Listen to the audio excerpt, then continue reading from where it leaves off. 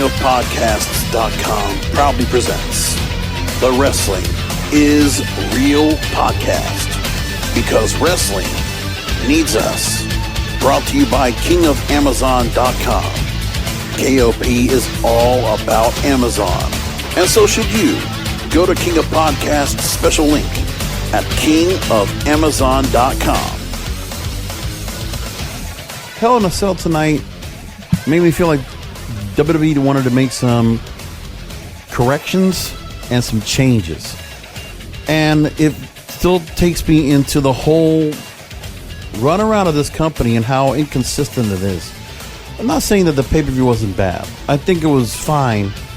If I want to give it a grade, I'd probably give it, say, like a B to a B minus. That's how I felt like what the show was tonight. I mean, it did have some certain things. There's always certain things we can always talk about with the show like this that, you know, really just kind of is easy to critique. Having the Hell in a Cell concept coming up every October and having to put really wedge some matches together when you'd rather have Hell in a Cell just be when the feud calls upon it, instead of having to go ahead and work around this, because this is what the scheduled pay-per-view is supposed to be before Survivor Series every year, or if it moves around. So for me, it doesn't make much of a difference. Besides that, they also did some things where the company just continues to do things that's very off.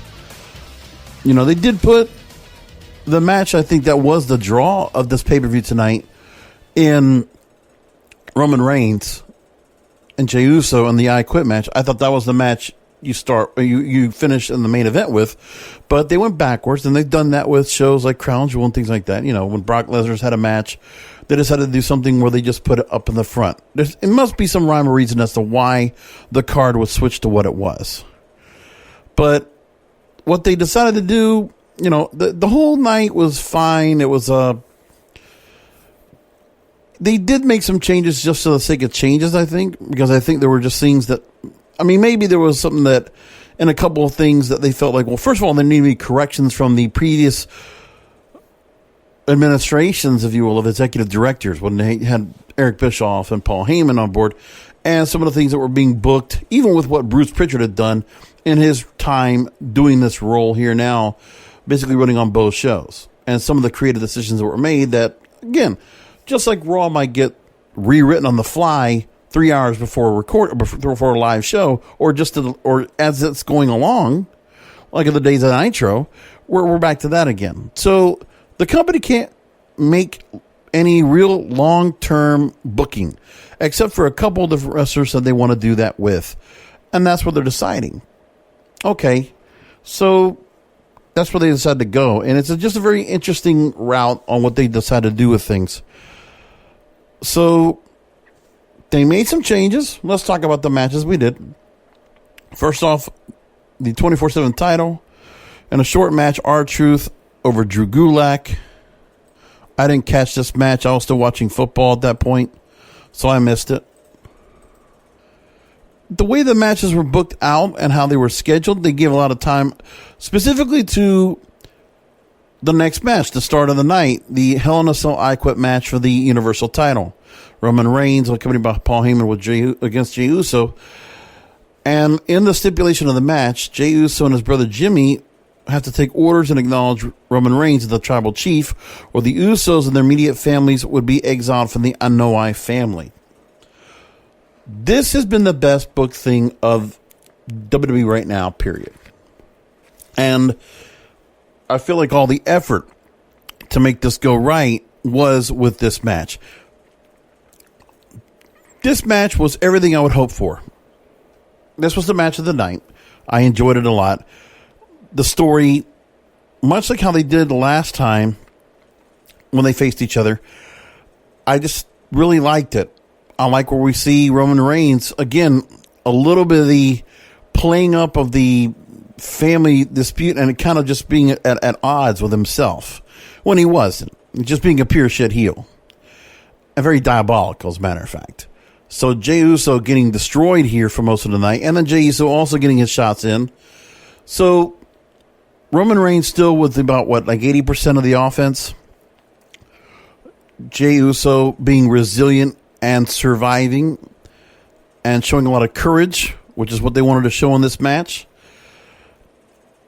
And this is where a match like this was good, where you didn't have much of the crowd noise into it because you could hear everything that was going on, the story being told, what Roman Reigns was saying to his cousin. I'm telling you, that just hits real good. These guys are working very well together. The Usos, Jey Uso has been very good in this role. And the aggression he's shown and the fight and the violent rage in him as well has been good storytelling altogether.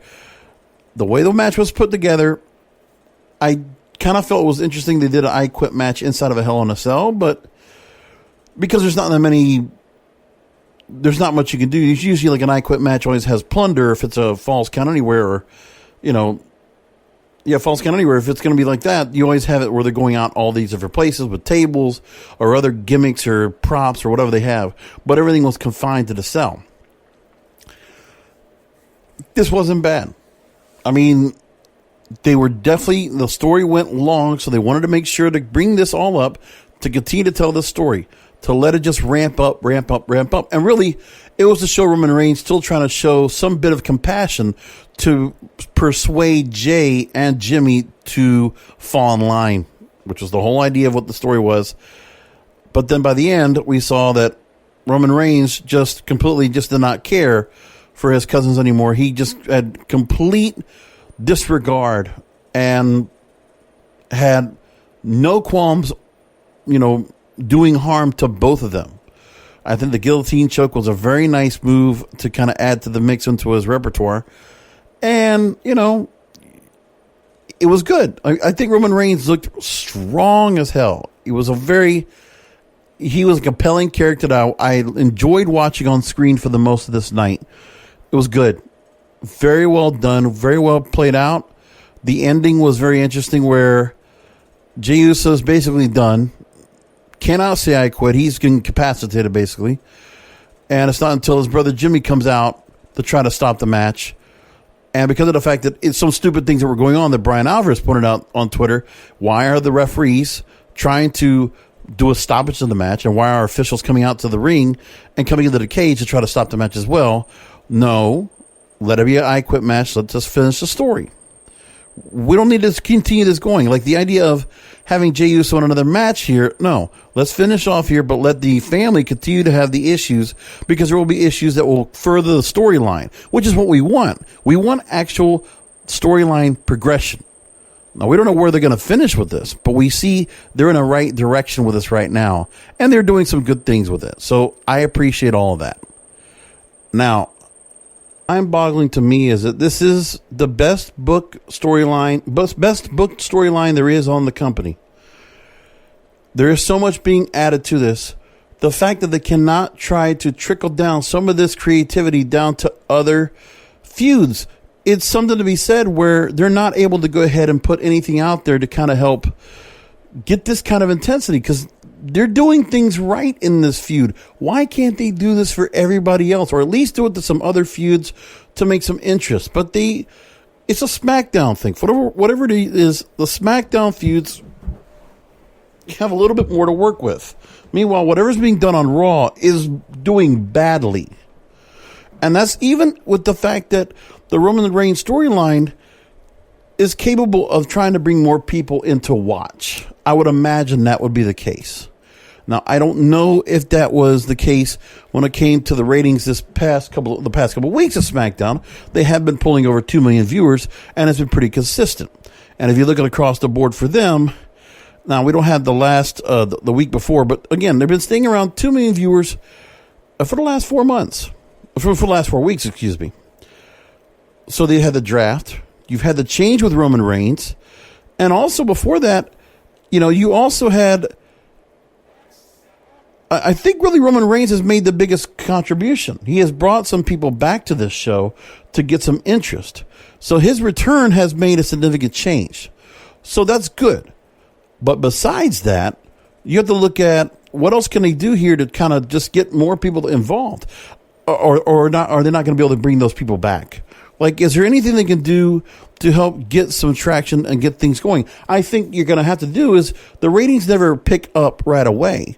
So what you'd have to do is continue to keep going good with this storyline and stress it every week until people finally catch up to it.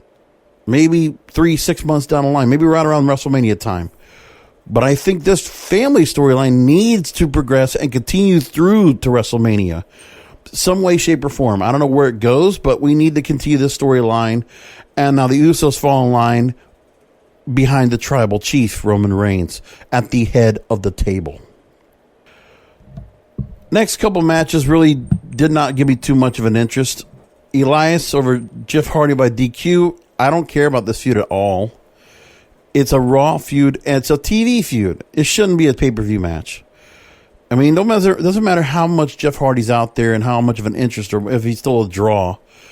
It just Elias bringing him back, and he goes right into another feud. It's just like how King Corbin gets brought into it. There's just these guys that they might have some great potential, but man, they've been booked so badly and been pushed up and down across the board. These guys are, former NXT stars are just ruined beyond repair. And I don't know if you just change Elias to something else, but I mean, again, having him come out to do the guitar stuff doesn't make any sense when he has no crowd to work off of. Silence your cell phones, hold your applause to a virtual audience. Again, you can't, you have nothing else. They just go with the gimmick anyway. Don't worry about altering it for a virtual audience. We want to not pay attention to it. Just pander to the fake audience we're piping in through the audio. That's it. Now, as for the Money in the Bank contract being put up on the line with The Miz taking on Otis, look, we all know there was no way for Otis to do anything with that damn briefcase. We don't know why they put that together, and I'm sure when they decided to put the briefcase onto Otis, they never had a plan of what to do with it. They just thought, what a cool idea, let's give it to Otis, without any plan. So with Miz holding on to this now, he could definitely cash in. I don't know when. I mean, can't be Roman Reigns. I'd imagine it'd have to be against Drew McIntyre, right? I mean, isn't he's over on Raw, so that's the plan. Miz would have to go after. Well, actually, can't even do that because of the title change there. So I don't know what do you do with that Money in the Bank contract. They took it off of Otis onto a former Money in the Bank contract winner. That kind of works. But now what do you do? Are we going to kind of pull off the Cody Rhodes, Damian Sandow type thing where they were fighting over the briefcase as well? Like, what are we going to do next? Ask yourself that question. I don't know where they're going with it. There's no rhyme or reason to it. The lawyer thing, the legal thing that they did where they recreated the courtroom scene, which looked exactly like what they did. I forget who it was. I just remember Maria Kanellis being on the stand and looking hot as hell. I don't remember what that whole story was, but I'm just saying they decided to go People's Court, which is an outdated reference that nobody knows. It's a 40-year-old show. And you're trying to pull that off. What are you thinking? No one remembers that show. This is why you're pandering to an audience that's 50 plus. Antiquated. Where are the people that are able to have some new ideas to move forward? Because the family storyline, the family blood storyline, that's a story that can go for all ages right there. That makes sense across the board. But this Ms. Morrison stuff with the legal stuff they did, that storyline right there to create this match was horrible. The match was what it was. Otis was fine. Miz was good. It was a serviceable match. Wasn't long, which was good. And that's it. We move along to Sasha Banks and Bayley. Hell in a Cell match for the SmackDown Women's title. I've been tired of Bayley being so powerful and so able to go ahead and overcome everything to be the title holder. So the time to see her drop the belt was good. And Sasha Banks coming in to get that here was good, timely.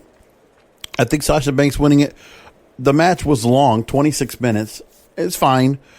I think that Bayley, trying to go and work it wasn't so believable in the heel role when she couldn't really put things together to kind of set contraptions to really damage her opponent. When you saw her trying to tape up the kendo sticks or to set up the ladder, things like that.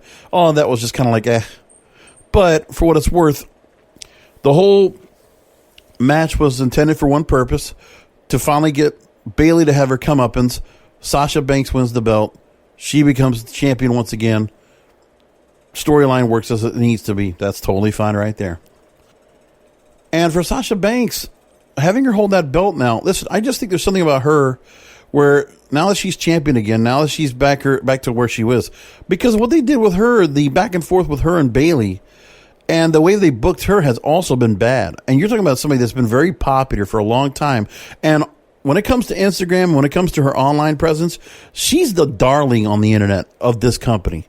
Sasha Banks right now is appeal.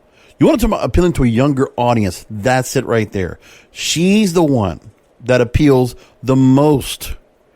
So it's time to go ahead and put the focus back on her. She's beautiful. She's talented. She speaks very well. Good personality. You know, now she's the face here, which is a different thing because I think she's a better heel. But putting her here is good. I mean, letting her finally win, get her redemption as a babyface, that works. And maybe she'll do good as a face this time as the title holder. That might work out well. But for me, Sasha Banks, that's one of the people, along with Roman Reigns, those are the people you put up front as your stars of this company. Sasha Banks is star power. There's no question about that. On SmackDown, she's very important. Because I think when you put everything out there, you want to talk about someone that maybe right after Becky Lynch right now has visibility that I think some people would actually recognize out there would be Sasha Banks. I think she's just that appealing. That's all there is to it. And you remember, we had a time where she wasn't around. A lot of sympathy towards her as well by the fan base. But there's more people that are going to be attached to her. So give her more airtime. Give her more chance to go and shine. Doesn't matter if it's like more of an ego thing or not. It's just something that should be done. Now, Bobby Lashley and Slapjack. So Retribution Slapjack loses to Bobby Lashley. 3 minutes, 50 seconds. It was a U.S. title match. What a throwaway. Why don't we just put this on Raw? And even if it was on Raw, it would have been stupid and it would have sucked. That's all there is to it. It's horrible. Absolutely horrible. Now, as for the final match, Randy Orton and Drew McIntyre, Hell in a Cell match for the WWE Championship. You know, Randy Orton with the diabolical stuff. Like this match, you know, definitely was trying to put the epic to it. Questionable to put it at the end. But this company doesn't care about trying to put a happy ending on the faces because the crowd's just watching from home. They're not there. So the way they wanted to respond, they just felt like this was the match to put here instead of the other way around. But I guess they wanted to start off with a good thing to keep people up. So when they did get let down at the end of the night, then there you go. These two are pros. They did as good as you can with this match, given the steps. And with Drew McIntyre, he was able to get his comeuppance already on Randy Orton and dominate. But then Randy Orton was able to go and draw Drew McIntyre back in after the whole Legends storyline where the Legends got all their comeuppance on him. And Randy Orton was able to draw back in Drew McIntyre, and they put the belt on him. 14-time champion now. Now you're going to get more. Because here's what you have now with Randy Orton. And this is nothing against Drew McIntyre. The reason why Drew McIntyre drops the belt here, there's not anyone right now that's viable you could put up at this moment to go up against Drew McIntyre that would be significant on that Raw roster. I don't think so. I just think with Randy Orton, there's other opponents they can go on take on now. It's not a good reason, but I think with Randy Orton, they just want to put it on somebody that's just, they feel like has more appeal. That the rub they wanted to get Drew McIntyre and make him so strong, they finally did it. And if they were going to take the belt off of him, it wasn't going to be in a straight up match. It was going to be in this Hell in a Cell match where Drew McIntyre went through hell and was destroyed, getting thrown off and getting tossed onto the table, among other things. So Randy Orton winning the match. In this type of match, in a long 30-minute match, you made Drew McIntyre stay strong. Randy Orton comes in and dominates. Do we get a rematch? Or do we do something else? I don't know. We don't know what the Survivor Series is going to be. But I don't know if it makes much of a difference that Randy Orton is champion. But what we can say, that we always can say about Randy Orton, is that he's a credible champion. And if you need to make somebody a champion in the interim, And that's somebody you could do. If you need to transition to somebody else, that's the guy you go to. Because Randy Orton is a believable champion. And doesn't make much difference for him if he's a champion or not. But in this case, it's not going to be any different with Drew McIntyre holding the belt right now. Raw is in such need of repair. It's such a tough show to watch anyway. I've said that, and that's why I don't even talk much about it.